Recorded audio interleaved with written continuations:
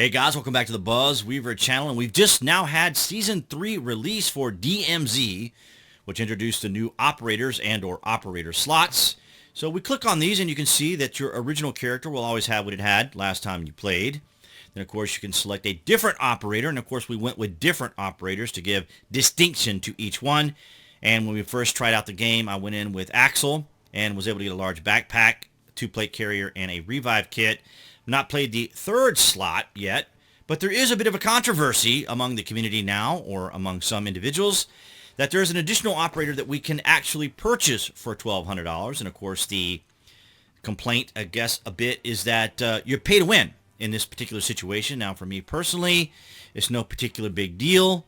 I don't mind being able to earn things and get things through gameplay. But if you have the 1,200, maybe you want to do it. Maybe you don't have the time to level up certain things. So maybe that's the reason why you might want to buy it. But he will always have a medium backpack, which is interesting. And as I understand it, there is an additional operator you can buy, Rose, and she comes with a UAV. So as some people have been pointing out, well, if you get Rose, you get 3 or 4 people with Rose, and they're using UAVs on a Sheikah, you'll be able to dominate. So the debate now is whether or not it's some sort of pay to win, and it could be that Activision, the developers, are just trying to look and see if they can, make a little bit of a cash grab. But nonetheless, I'm kind of liking the new process here, and regardless of which operator you pick, say for example, if I go here to Cortac, you'll always have your primary and you'll always have your secondary weapon, as well as your tactical, lethal, and field upgrade. Now, you can change these with each operator if you want to. And as you can see, the key cards passed over as well. Now, I have not had an opportunity to unlock the various satchels that we get, or backpacks, or carriers, or however you want to identify them. Not had an opportunity to do that, but I'm going to put that on the screen for you now, and we'll kind of go over a little bit of what you'll have to do to be able to unlock those particular carriers. So once you found a buy station, you'll just go into it as you would normally, and you'll see the option for barter. Once you click on the barter, it'll open up this window that you see here, and then you'll have the options, for example, to get the scavenger and secure backpack. So for the scavenger, you see that you will need to find a battery, canned food, and 2 gun cleaning oils. They did mention that they increased the spawn for some of these items.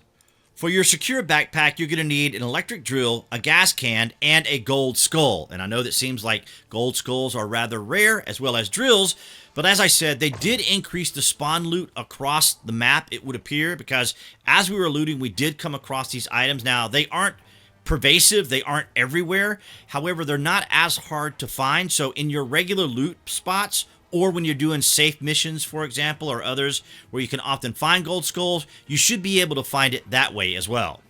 When we spawned in, we were near the MWII village, and as you see, I come through the window, and there's the gold skull. So you are still able to go into the electronics store. I believe this is where this is, or what this particular store is, and loot inside. And this is where I got my large backpack. And then, of course, I'm looking around looting, and then, of course, as I'm going to leave, I come across the gold skull, which of course I'm going to pick up and then return back to the buy station. As I mentioned, we are in MWII Village, so if you take a look at the mini map here, you can kind of get an idea of where it's actually located. So here on the left, you see the bench, and then on the right, we also have the buy station. Once at the workbench, you can see your primary and secondary, and then you're going to select, say for example, I selected the primary here, and then of course I'm going through, and you can see what attachments your weapon already has and what you're able to purchase. So as a bit of a recap, I wanted to come back to the buy station and show you guys here in the bottom right hand corner where the barter icon is, and that's where you're going to find your scavenger and secure backpack, or items that you can barter with.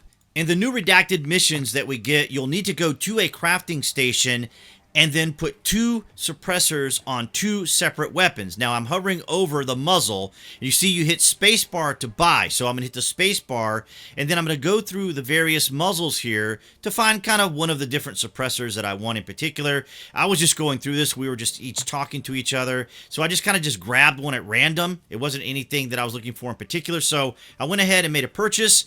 And then, of course, we needed 2. So then I go back into the buy station area in the upgrade. I go back, I click it, and then I go down to the hurricane, and I basically repeat the same process. So here I am using the hurricane, then I go to the muzzle, hit the space bar to buy.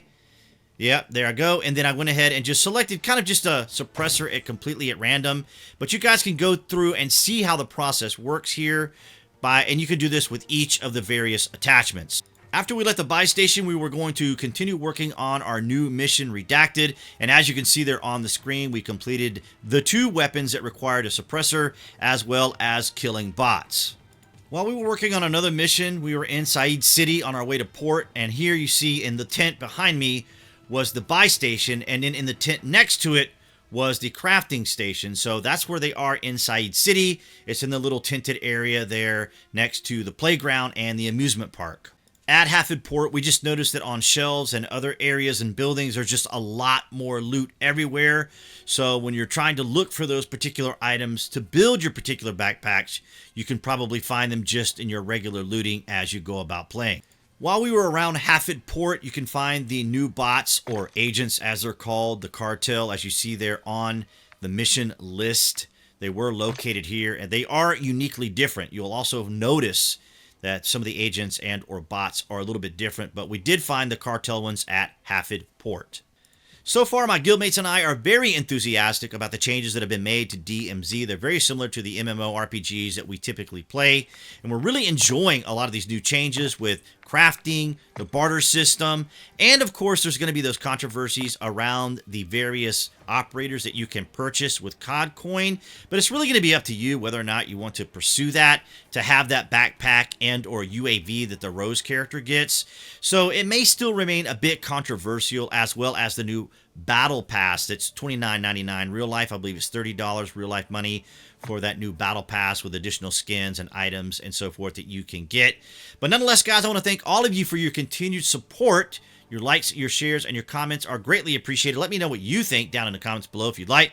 What you think about the new Season 3. Are you enthusiastic about the changes and what's been happening? Are you glad that we're seeing these changes in DMZ? But nonetheless, I hope I was able to give you guys some idea of how it's all working now. And of course, appearing there on the screen, that would be the channel icon here on YouTube. You guys can click on that to subscribe. I encourage you to do that, as well as to select notifications. That way you know when there's content here on the channel. And I'll see you guys in the next DMZ video.